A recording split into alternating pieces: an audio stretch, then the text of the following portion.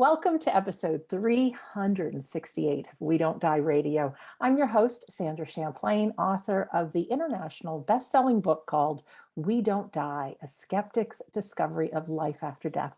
And this is another special video episode. So if you're listening on your favorite podcast and you'd rather be watching and seeing the faces of the great people I'm interviewing today, simply go to YouTube and type in We Don't Die Radio 368. As a reminder, our home base is wedon'tdie.com, where now you can find just a ton of episodes between this show, We Don't Die Radio, and my new show on iHeartRadio called Shades of the Afterlife. Plus, we have a free Sunday weekly service called our Sunday Gathering, complete with inspiration and a free demonstration of mediumship. Got all kinds of things going on month after month. It's a good place to check out. So wedon'tdie.com. You can find a lot. So today, for the very first time in the history of me doing interviews, we are talking to three people at once. Well, we'll take breaks. We'll come up for air. We have Elizabeth, Irene, and Craig, who've created a collaborative book called Life to Afterlife, Helping Parents Heal. The book. Today, we'll hear their story, who they are, what their passion is, why they came together, first for the documentary film and now for, this book. You can find out more about Helping Parents Heal at helpingparentsheal.org. Elizabeth, Irene, and Craig, welcome to We Don't Die Radio. Thank you. Welcome. I'm yourself, Sandra. I'm just so grateful that you're having us. And this is just such an honor to be with you today. Thank you. It'll be fun. Hi, Irene. Hi. Thank you, Sandra. It's wonderful to be here. My pleasure. And hi, Craig. Hi. Thank you for having us. We appreciate it. It's good Look at all these smiles. Good to see you guys too. So if I could, perhaps each one of you at a time, just describe a little bit about who you are, where you're from, and how you got into this world and got connected with Helping Parents Heal. Elizabeth, can we start with you? I would love to. And I just want to first of all say that the book came out of a documentary that Craig McMahon put together with 17 members of Helping Parents Heal. And this was a couple years ago, and it was wonderful. The documentary was 2.5 hours long, but when parents watch it, they say that it flies by, which is amazing because it is a very long movie. But there was a lot that wasn't said in the movie. And so we wanted to be able to let parents know more about not just the parents, but also more importantly, the kids who are a part of the movie. And that's why we moved into that. Just to quickly let you know, though, I am the president and co-founder of Helping Parents Heal, which is an international organization that gives support and resources to parents who have had children pass. And Irene is our vice president. Craig is an honorary member. He's actually, we call ourselves Shining Light Parents because we don't like the term bereaved. Craig is an honorary member as a Shining Light sibling. So thank you so much. And I'll go ahead and let Irene say something about herself. Hi, Sandra. Hi, everyone. I'm vice president of Helping Parents Heal, originally born and raised in New Jersey and moved to South Carolina about 6 years ago. My only child, Carly Elizabeth Hughes, passed from esophageal gastric cancer at the age of 24. She was diagnosed and left this earth in 4 months, and my world was utterly destroyed. I did not want to live.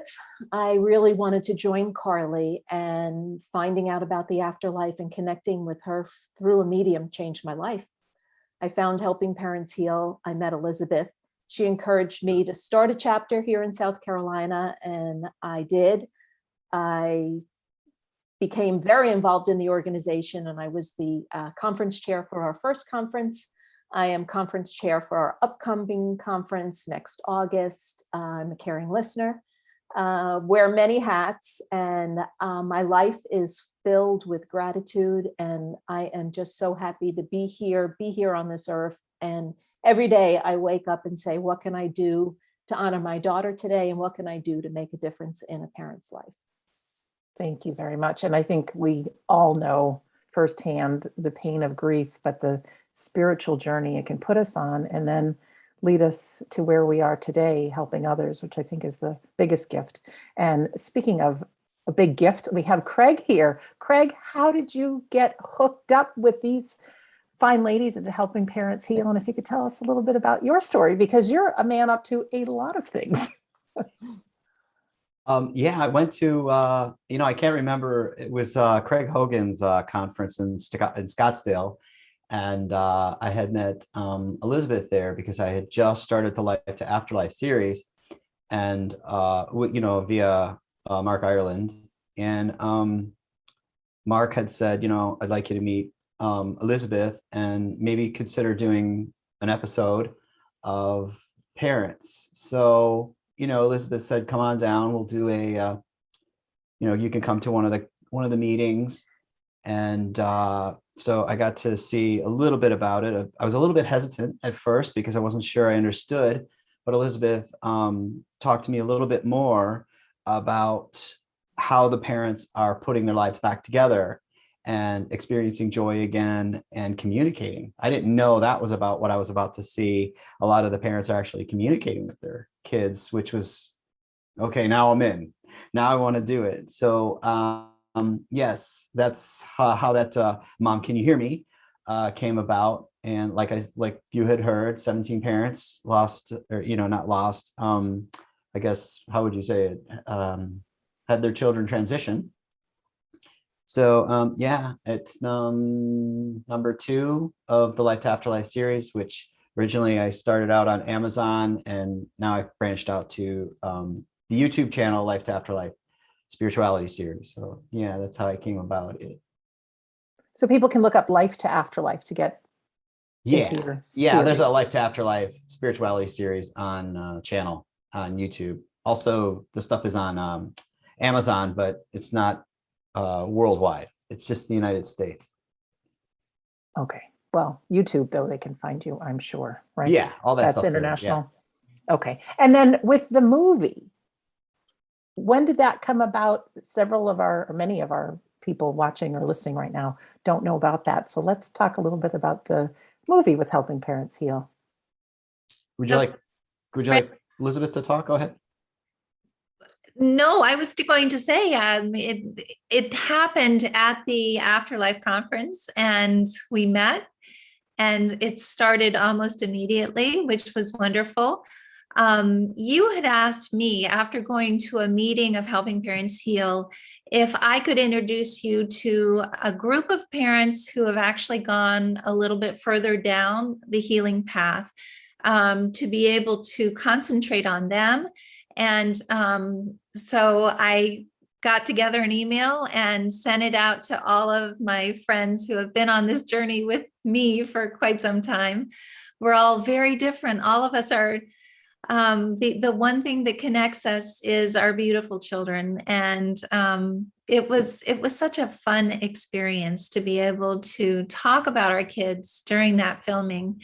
And I just have to say that there have been other people who have wanted to do movies about helping parents heal, and it hasn't come to fruition. Craig, this was almost immediate. He did the interviews and then it was there. And it started helping people immediately, which is wonderful. Craig, would you like to say a little bit more about that? No, I mean, I think you pretty well covered it all. Yeah, I was just blessed to be able to spend time with those parents. I learned a lot. So it was a great experience because I had not lost, I keep saying that, sorry. 2 of my brothers transitioned, and then both of my parents transitioned. So I have a lot of people on the other side. So I've had to go through, so it really helped me as well.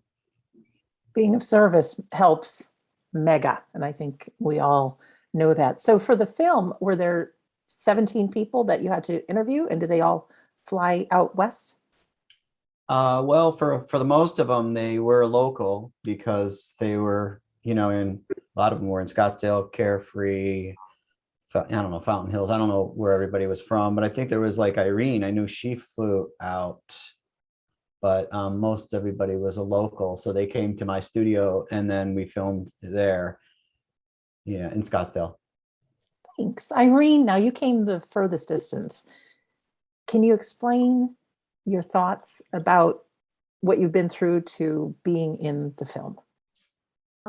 When Elizabeth asked me, I was so honored, first of all, that I could be a part of it. But also, I think my story of transformation is just miraculous. And I really wanted to be able to show that you can survive, that you can thrive, that you can find hope, and you can live a joy-filled life again. Once I realized that Carly's body died, but she didn't die, that life is eternal, and that I can connect with her when I want to. I have a conversation with her all the time. I can have dialogue with her, and I know that she's with me always. So I really wanted to be able to tell my story and offer hope to another parent. Yeah, you can tell stories as many as you want. Stories make such a difference. It's one thing if somebody says, yeah, the afterlife is real. Well, give me proof, give me stories. And when you can reach into your own feelings and express what you've been through and the signs you've had and how the communication is still open, then it's like other people may want to listen. The book, which is beautiful, I'm holding it the right way this time. Where's the genesis from the movie? Let's turn this into a book. And are they the same stories? Craig, do you want to share about that? Oh, Craig, you're on mute. How did the book come together? Yeah. I think that probably should go to Elizabeth. Yes. Over It's to quite a Elizabeth. story. Well, thanks, Craig. And thank you, Sandra. It was pretty amazing because I was being interviewed by Jamie Clark and Maggie Clark, and it was the 21st of July. And so just a few months ago, and Jamie, during the interview, and actually the interview came out yesterday, he said to me, Elizabeth, Morgan is saying that you are going to write a book about Life to Afterlife, about that movie. And he was very direct. And I don't know if you know Jamie, he's just like telling me this. And I'm thinking, oh my gosh, I'm getting a little nervous. And he said, and it's gonna come out really quickly. And I said, well, that's a good idea. Yeah. But there were 20 parents that had to, plus 2 people who did forwards and Craig as well, to get all of this information in. And I thought this is going to take forever. And it actually took less than 2 months to get all of the chapters together, the forwards from Maureen Hancock and from Suzanne Giesman, all of the information in terms of I had to get in touch with a few of the people that I had in my chapter to make sure that they were okay with it. They got back to me immediately. I mean, it was just amazing. I've never seen something happen so quickly, and it's actually beautiful. I mean, it turned out really nicely, and it definitely tells the stories of these kids who are a part of the documentary. And I am just so grateful to all of these kids for letting it come together so quickly. It was Morgan, it was Chelsea, and then it was all these other kids. It was Carly, it was Craig's brothers who also were helping. I mean, it was something that was definitely a collaborative effort. So when you say your chapter, did each person, were they able to tell their stories in their chapter? Yes, so it's broken down into chapters, but Craig does a chapter as the producer. So it's a little bit different. Obviously, Suzanne Giesman, Maureen Hancock do their own forward. And then actually, Suzanne Giesman also does a chapter about Susan, who is her stepdaughter. So the book starts, I believe, with Morgan and then with Susan. And then it goes through every single parent, but more importantly, every single child that was in the documentary. We added 3 chapters because 3 of our board members were very far away when this was filmed, and it would have been very difficult for them to get here. One was in New Orleans, one was in Ohio, and then one was in California. And so because of that, they didn't participate in the original movie in the documentary, but they are included as well. Plus, we have a wonderful Shining Light mom who edited the book for us, and she did so free of charge, and her daughter's in the book as well. So we're very grateful for that as well. Oh, wonderful. Let's see, we can go one of two places, either some of your favorite stories from the book or hear a little bit more about helping parents heal. Because sometimes I take for granted that people know, but this could be somebody's very first episode. So where would you guys like to go? Yeah, I think Elizabeth, I think you should talk about Helping Parents Heal, how it was founded. While you guys think about stories. Gotcha. Well, I would love to talk about Helping Parents Heal. And Helping Parents Heal started in 2009, as soon as Morgan transitioned at the base camp of Mount Everest. But my daughter, Chelsea, had already transitioned back in 1991, and she only survived for 2 days. And so when Morgan transitions, I felt him with me right away. I had a shared death experience with him, and he hugged me, and it was incredible. And so because of that, I wanted to find other parents who were experiencing the same kind of thing, who are getting these same kinds of hugs. And I started an online group a week later because I couldn't find any groups at that time in 2009 that actually expressed anything about the spiritual nature of our relationship, about connecting with our kids in spirit. And so it was more to be able to meet other parents too who were experiencing this, but it was also to be able to celebrate the kids who I immediately started a tribute section on the Facebook page where we were celebrating the kids' birthdays and angel dates. And that was extremely important to me. But anyway, Helping Parents Heal is now a worldwide organization, and we have groups in the United States, in Canada, in the UK, in South Africa, in India, in New Zealand, and Australia. And we are so fortunate to be able to have all of these groups to be able to help different people. We also have a Hispanic Helping Parents Heal that covers a lot of the South American and Mexico, as well as Spain. And then we have special interest groups as well. But we have a group of caring listeners as well who are available 24 hours a day. And they have gone down the healing path a little bit further than some of the other parents have. And they reach a hand back to help others forward. We have 9 different languages that are spoken by our caring listeners, and everything is free of charge on Helping Parents Heal, but they are definitely free of charge. We have some incredible providers who work with us, and the providers are kind enough to present to our group many, many times. And then a lot of them are going to be at the conference that's going to be in August of 2022. And maybe, Irene, if you could talk a little bit more about the conference, that would be great. Sure. Look at her. Yes. Well, we had a conference planned for last year, which didn't happen with COVID. So we're very fortunate and happy to be going forward with the next conference. And we've had registration open for, I think, not even 4 weeks yet. And we have 730 people signed up to come to the conference already. Really?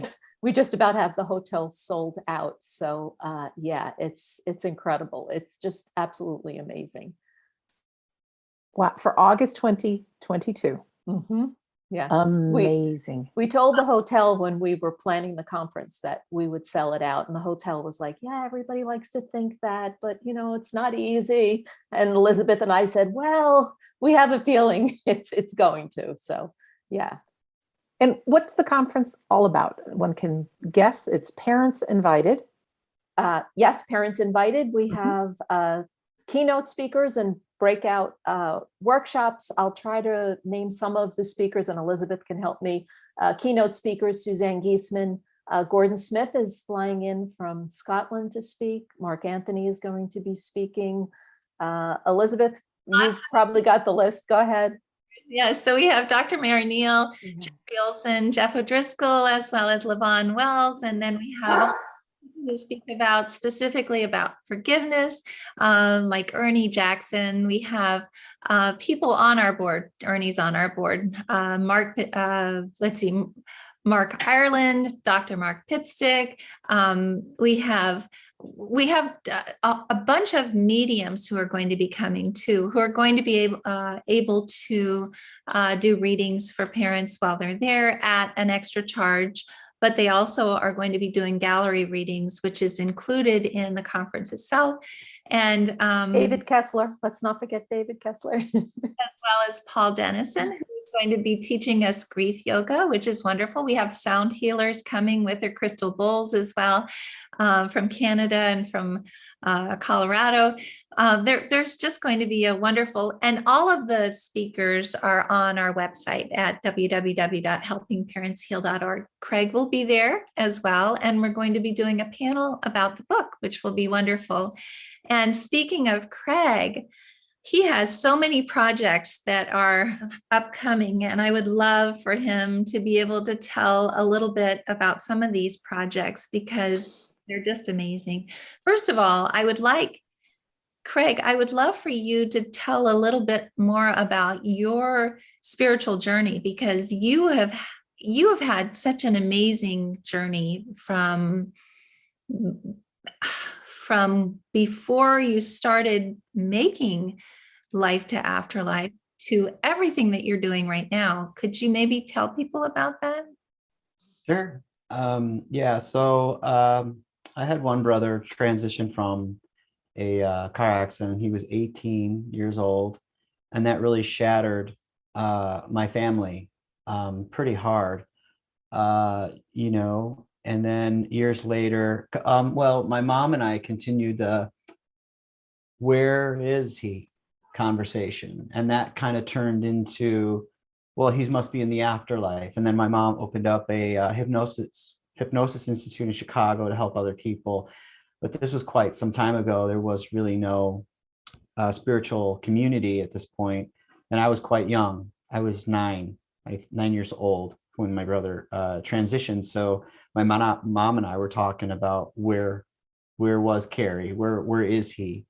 So that conversation went on quite many years. So I was meditating and doing all this spiritual stuff, and a profound voice came through and said, "Why are you so interested in the afterlife?"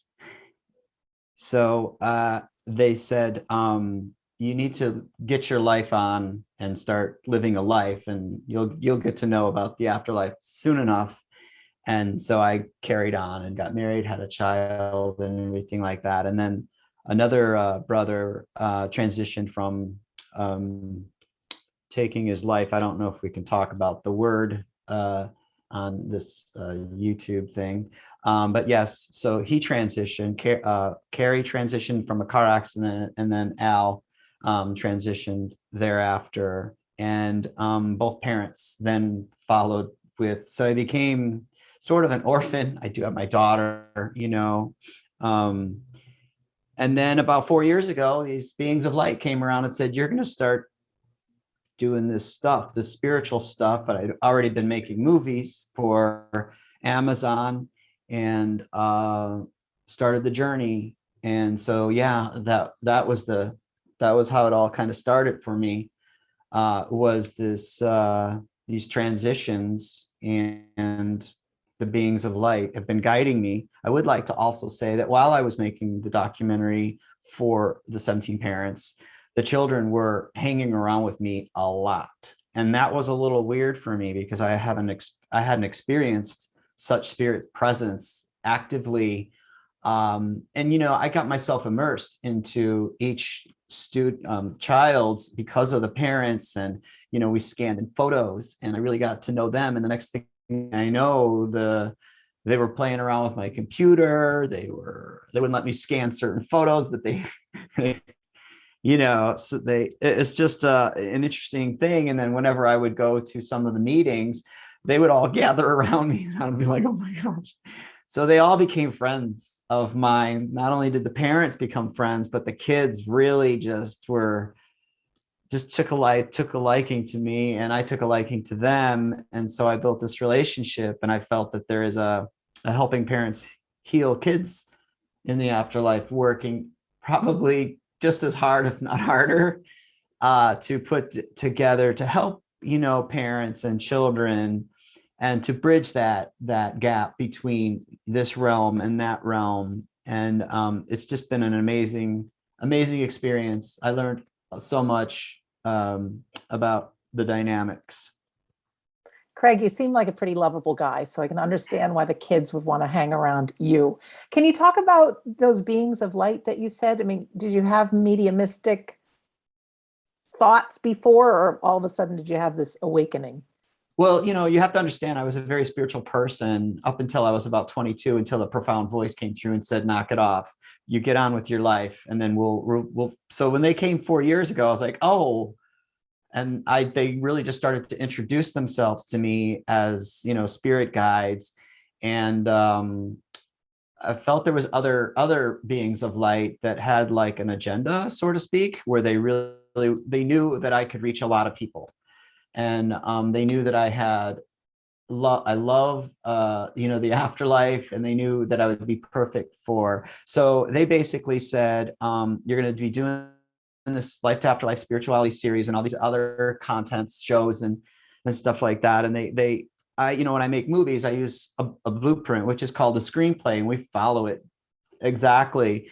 And I knew that I wanted 4 things to happen. I wanted it to be all truth, and I wanted it to be helpful, hopeful, and healing. And I was driving around in Phoenix, and we're the local testing grounds for a lot of these self-driving vehicles. So I just happened to pull up beside a self-driving vehicle. I said, roll down your window. I said, how does this work? And he said, it's really, really quite simple. We just punch in the address. We take our hands off the wheel, and the car goes wherever it's supposed to go. And I went, that's it. That's how I'm going to do it. So I just basically, that's how they guide me. They just talk to this guy. So as soon as I talked to that guy, I went, oh, okay, I'm not going to make a screenplay. I'm not even going to figure out who's going to come to me. But when they just lead them right to me.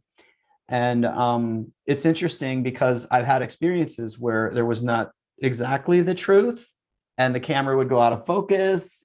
The footage would get ruined. It's just like they were completely 100% in charge.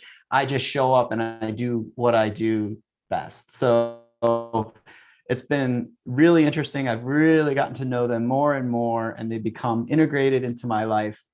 And a lot of changes have taken place. So really the guides, I have my own guides for the spirit box communication. I have my own guides with the Arcturians and their wonderful messages. And the Life to Afterlife series is just such wonderful, wonderful people. And I just keep making more and more and more. It's just been so awesome.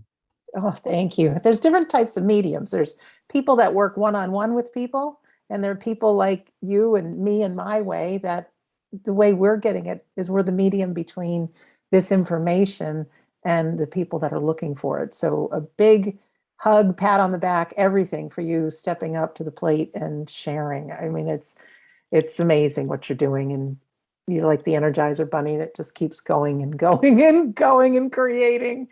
So Irene, let's talk to you a little bit about more about the book. And now I'd love to hear some stories, because there'll be people that certainly buy the book. And I know I would like you to tell us where the funds are going to too, that are collected, but also what are some reasons that people can believe in the afterlife? If this is their first time tuning in, what kind of signs come? Sure. I talk about it in the book. After Carly passed, I just became obsessed that I had to know that she was okay and she wasn't frightened when she passed. she passed suddenly. And I just set my sights to find a medium. All I wanted to know was that she wasn't frightened when she passed and that she was okay. And I did my research and I found actually Dr. Gary Schwartz had a HBO documentary, I believe, called the Afterlife series, I think. He had mediums, George Anderson. He had 6 mediums that he tested. And I decided, I was living in New Jersey and George Anderson was in Long Island, and I made an appointment with my sister. And we just set the intention that all I want to know, please let me know that Carly was okay when she passed. And within minutes of sitting with him, he looked at me and he said, you have a daughter that's passed and she wants you to stop obsessing about her passing. It was as easy as walking through a doorway and your mom was there to greet her. And that changed everything for me. It just changed my life. It really did. I mean, not that I didn't still grieve and not that I don't miss her still every minute of every day, but I know she's okay and I know that she's with me. And I talk about in the book, had a reading with Suzanne Giesemann. And when I was with George Anderson, I purchased a book, Walking in the Garden of Souls, and he autographed that book for me. And I call the book my Bible. I carried it with me always. It just brought me so much comfort. And was interesting in the book, he autographed it. And on the left side, he wrote about Carly and the hereafter. And on the right side, he wrote the Lord's Prayer in Latin. And I carried that book with me and I had the reading with Suzanne Giesemann. And she said, your daughter is wonderful information, no question. No one could know any of the validations that came through. But she did say, your daughter is talking about a book. You're holding a book. You have a book. It's a Bible, but it isn't a Bible. And I'm an author, and I know when I autograph books, I autograph on the right side. This book is autographed on the left as well as the right. That was just stunning to me. And from that point on, it just transformed. All the grief counseling, anything you want to do, when you know that your child is okay and is alive on the other side of this life, it's just amazing. It's wonderful. It couldn't be any better gift for someone. And unfortunately, the term that is used so much is lost. I will love when that just changes to transitions or something else. Well, when you talk about that, Elizabeth and I feel very strongly about language and the language used in grief. And we are really trying to educate people about language. We do not use the word death. We'll talk about death as the death of a physical body only. I do not like the word bereaved, and that's why we consider ourselves shining light parents. I think bereaved is the saddest word in the dictionary, as well as educating people to use the word transition. Wow. Any stories of signs from loved ones? Or are they just coming through mediums, the stories in the book? Oh, I get signs from Carly all the time. Songs, our song was Somewhere Over the Rainbow by the Hawaiian singer Is. And I can close my eyes and have a conversation with her, turn on my Sonos radio, and honestly, it plays almost immediately. Anytime I ask her to, and you have given me pretty impossible to do. I put some amazing signs from Morgan that don't come from him directly, which is, I sometimes feel like it's even more validating. Like in the book, there's a story about his best friend from college who was the mascot for U of A, and he became a firefighter after. And when he was fighting his first fire in Peoria, he was going to push a car out of the garage, and there was another firefighter in the car putting it into neutral. And all of a sudden, Dan felt these arms come around him and pull him off his feet all the way back to the back of the garage. And an air conditioning unit fell right where he would have been. And the kid in the car said, dude, what just happened? Because it was the most incredible thing for him to see Dan fly off of his feet that way. So Dan got in touch with us and let us know about this. And his son's second name is Morgan. His son was born after this happened, but he knows that Morgan's with him all the time. And I think that this book itself is filled with these kinds of validations that just, you can't make them up. There's just no way to make them up. And the people who are telling them are very down to earth. All of the 17 parents are extremely down to earth. In fact, it's funny because Craig had dinner with all of us. We all brought a buffet kind of dinner with a potluck. And it was interesting because afterwards, maybe you could tell a little bit about what you experienced at that dinner after the filming. Is that possible, Craig? Well, you'll have to unmute. Yes. Okay, so you're talking about At Lynn and Jeff's. Jeff. Oh yeah, Jeff's house, Lynn and Jeff's house. Well, I love the story about the balloon, and I don't know if that story has been out, but I think was it Lori Savoy? Was it the balloon? I can't remember. The balloon was Garrett. Garrett was manipulating a balloon at a social event with the high school kids, and the balloon was interacting with everybody. And it was just an amazing story. And I was like, oh my gosh, that'd be so cool if we could bring the balloon to Jeff and Lynn's house. And I guess while we were doing all our stuff, the balloon was going up and down the stairs. It was bumping into their son, Devin's picture, like just bumping into the picture and just doing all this stuff. So that was with Suzanne Giesman, I think she was there, right? And what I was thinking about too was the fact that you had said that it was really unusual to spend a whole evening with people who didn't talk about things that we talked about. Oh, okay. Yeah. That was quite interesting. I'm in Scottsdale, so there's there's social events, and you go to these social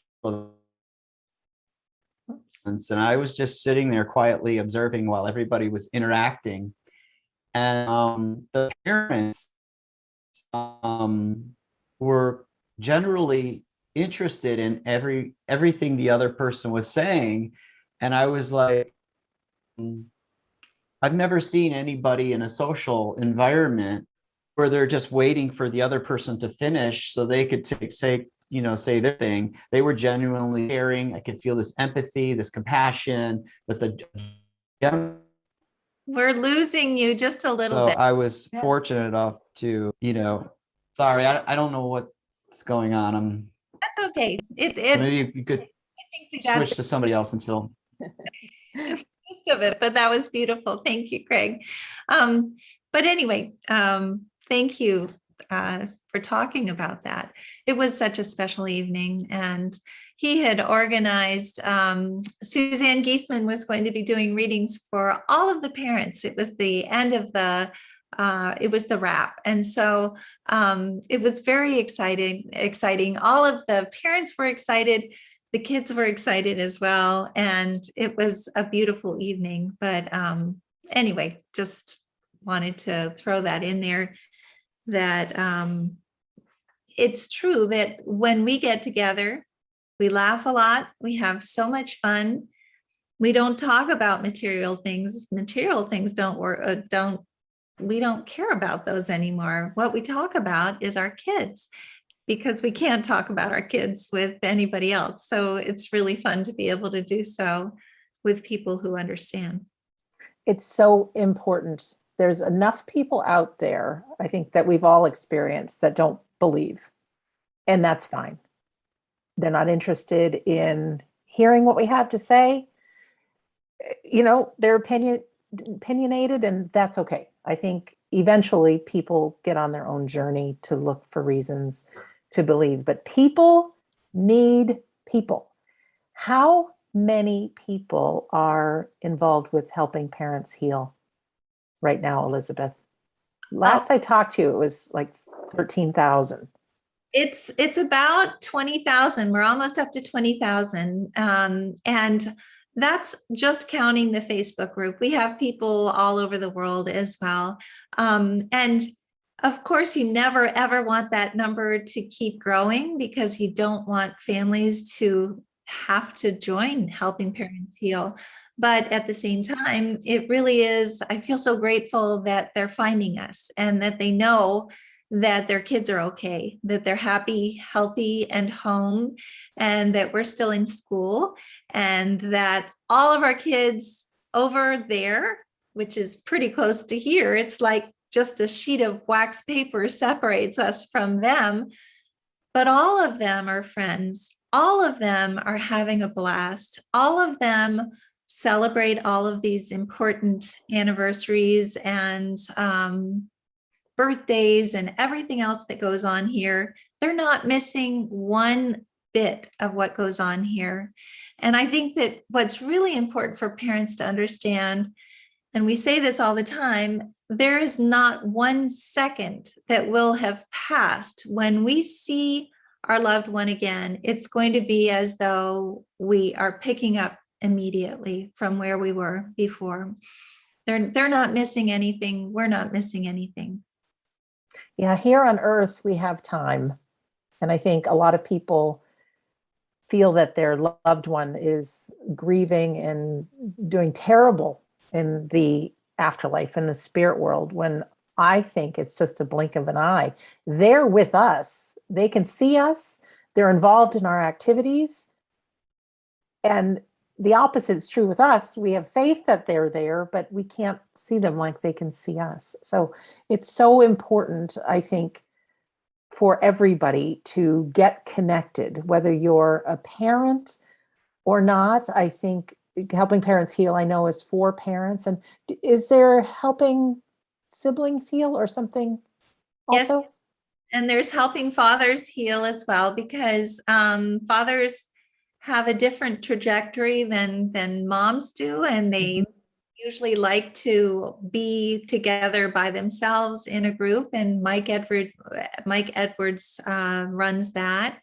And then the Helping Siblings Heal is over 2 continents. So it's here in the States, it's over in the UK as well, and they hold meetings for the siblings as well. And of course, with a sibling, they feel that they have to allow their parents to heal before they can finally start healing. So it's a hard road for them. And it's nice for them to be able to talk between themselves about the difficulties of being a shining light sibling, just as Craig is a shining light sibling, and being able to move through that and create amazing things, because a lot of these shining light siblings are the movers and the shakers for things that are compassionate and wonderful later on. They're the ones who want to make this world a better place,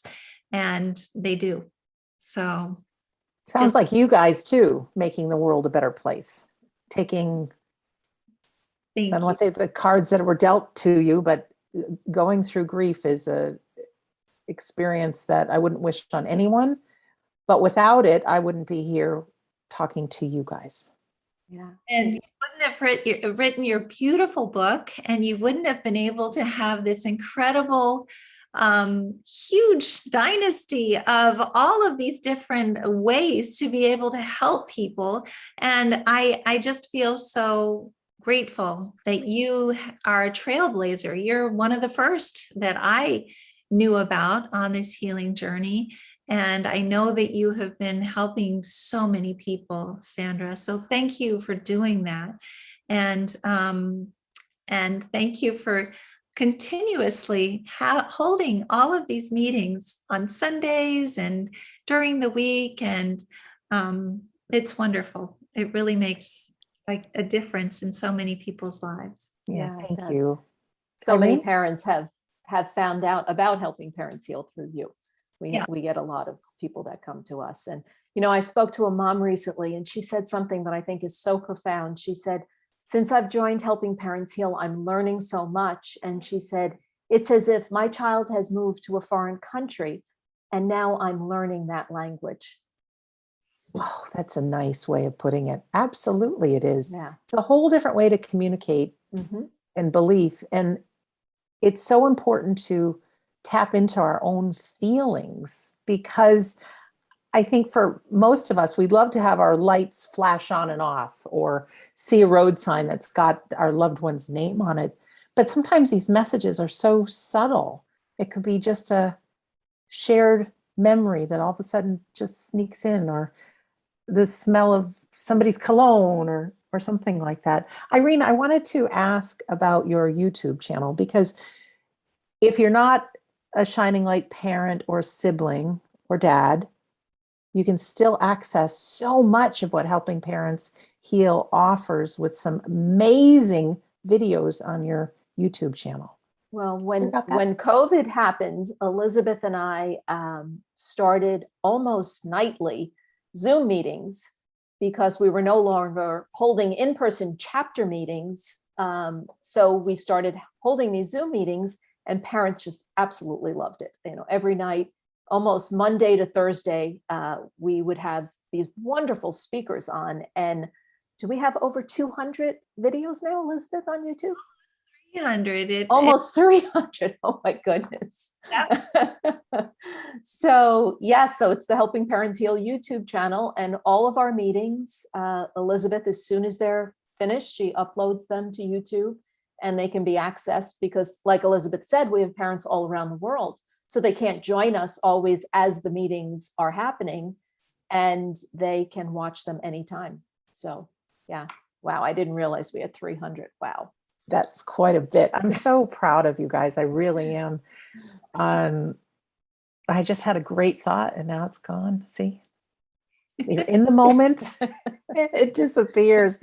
Well, I want to ask each one of you just what parting thoughts you want to leave with the person who may be watching or listening right now. But before that, my thoughts came back as they do. I'm getting a little older, you see. The thing is for each one of us, we are souls having this human experience. But I think part of the agreement is to not remember who we are 24 hours a day, 7 days a week. And if we knew just how wonderful the afterlife is, we may want to get there sooner. And the thing is, there's so much richness here on earth. There's so many things that we can experience here, emotions and love and wonderful things. And true, there's great things there as well, but there's a reason we're here on earth. And I think there's plenty of times, especially in the past year and a half we've had, that it's been a really tough road. Grief doesn't always happen just because a loved one passes. It can happen when our life turns upside down, when we lose our health, when we lose our jobs. I lost my 35-year-old catering business and had to start anew. I never saw it coming. So we've had this rocky road, and all it takes sometimes to get us thinking out of our own heads, because in our heads is not often the happiest place to be. We've got this negative self-talk that happens. You guys know what that's all about. But to turn to Helping Parents Heal YouTube channel, say, or just pick a random video and just put yourself there, be present. Watch one of Craig's episodes, be present. Maybe watch the documentary and just watch.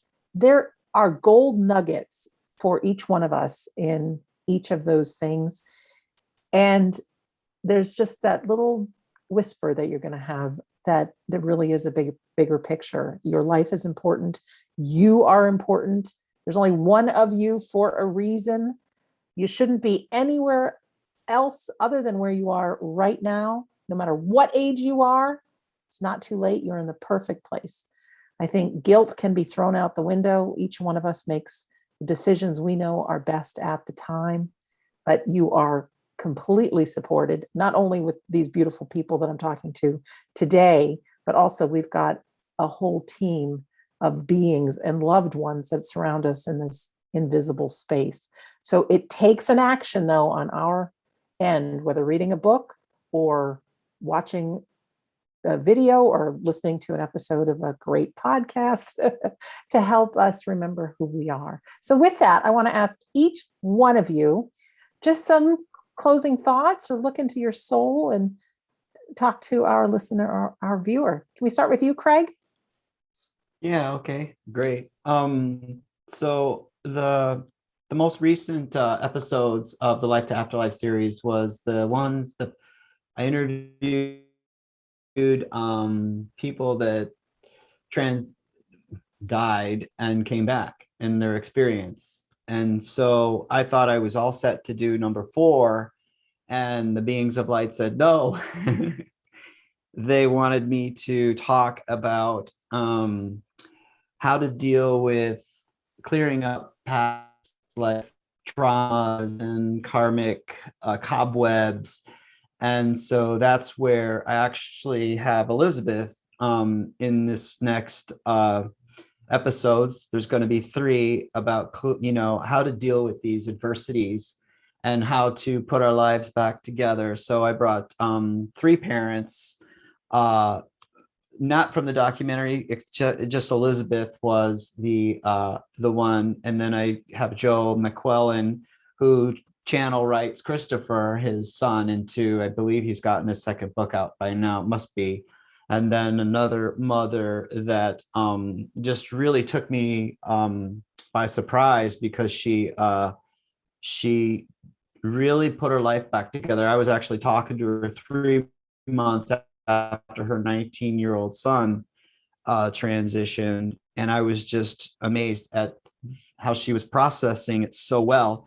And so, yeah, the next 3 episodes are going to be about how to deal with traumas that maybe happened when we were a child in a past life. So I have a lot of different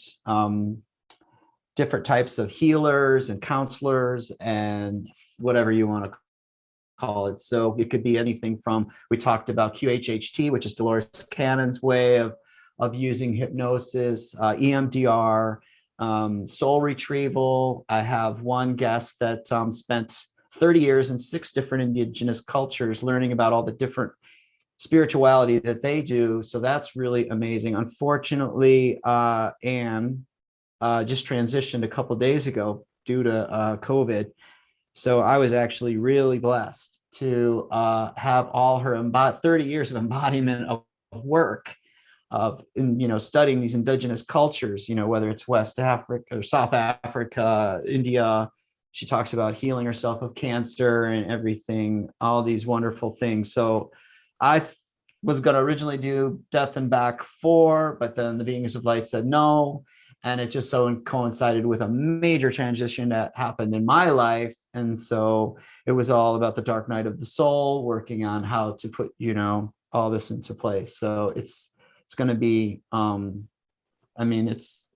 it's amazing stuff. Amazing. So the people are awesome. Craig, what's your website? Just craigmcmahon.com, my name. Oh, easy. Easy. Yeah. Thank you. And then the Life to Afterlife spirituality channel on YouTube has a lot of I'm pretty much putting all the content up on YouTube now. So perfect. There's a lot of people looking. I think that's the way. Irene, what do you have to say here? I would tell people to find your tribe. That grief can be very isolating. And when you find a group of people that understand you and that have experienced what you have experienced, it's very helpful. And that, we will be together with our loved ones who have passed in the blink of an eye. So why not take the time that we have left and choose joy?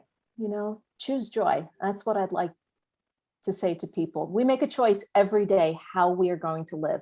I don't want to spend the rest of my life sad. I know Carly wouldn't want me to. If I was in the afterlife and Carly was here, I would want her to live a joy-filled life. And that's what I try to do every day. So choose joy. Oh, thank you. Choose joy. Thank you. Elizabeth? I feel exactly that echoes what I wanted to say. I believe that it's really important as we move forward to be able to be joyful and to understand, again, that we are going to see our kids so in such a small amount of time. So we have a little bit of time here to be able to make a difference. And everything that we do, they are so excited about. And I've been told that our kids high five each other in the afterlife if they see their parents smile, which is just wonderful. I believe that once you start down the healing path, if you can reach a hand back to someone and bring them forward, that heals you even more than it does the person that you're bringing forward. And that's one of the things about Helping Parents Heal that's so wonderful. We have an enormous group of parents who are all wonderful, who want to help each other get to the point where we're all healed. And that differentiates us from other support groups. We truly believe that it is possible to heal from the passing of a child, which is something that a lot of other groups will tell you that it's impossible. But we know because we have healed from the passing of a child, and some of us from the passing of more than one children. And I'm just very, very grateful that you have had us on here. I'm grateful to Craig for creating the movie that allowed Jamie Clark to tell me that we had to do a book about. And I'm really grateful for this book. I feel so good about this book because it is filled with stories of healing, of different parents who have experienced the unthinkable, the most difficult thing that you can ever go through, and who are rising above it and who are healing. And this is what's in the film, and it's also in the book, but even more so in the book. So thank you. Wow. Well, here's the book again. If you can see it, Life to Afterlife, Helping Parents Heal, the book. And for those of you listening on podcast, I'm holding up a book right now. Well, I want to thank you guys for being here today. Well, thank you. Thank you. This was wonderful. We're just so grateful to you. And I'm just, this is so kind of you to allow your listeners to know a little bit more about Helping Parents Heal. So thank you very much. You're welcome. I love to share. I love it. I love it. I think that's why I'm on earth. Even if it wasn't about afterlife, if I had a bag of candy, I would share it with everybody. That's just part of my makeup. But with that, I want to thank our listener or our viewer for being here today. A reminder, our home base is wedon'tdie.com. And on that main screen, if you scroll right down, if you'd like to join my email list, it says you can read a few chapters of my book, We Don't Die, A Skeptic's Discovery of Life After Death. But here's the secret. It's the entire book. I don't want anything to stop you from getting this information. Chapter 10 is How to Survive Grief, with some very critical information about what happens in our body and brain and chemically that causes grief, and things we can do to really help the healing process. And then there's also an audio called How to Survive Grief that you can hear if you'd like to.